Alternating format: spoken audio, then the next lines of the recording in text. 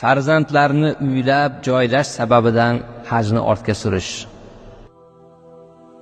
Zimmasiga haj farz bo'lgan shunday kishilar borki, ularga haj qiling deyilsa, ular avval o'g'il qizlarimning to'yini qilib olay yoki kattaroq uy qurib olay degan bahonalar bilan hajni kechiktiradilar.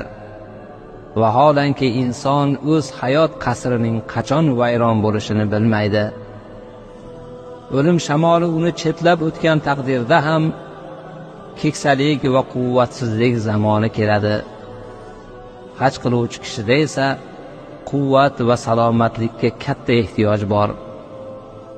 Keksa va quvvatsiz kishi haj arkonlarini yoshlarday bardam ado qila olmaydi. Shuning uchun farzandlarni uylab joylashni bahona qilib hajni kechiktirmaslik kerak. Balki farz bo'lgan zahotiyoq hajni ado qilish lozimdir.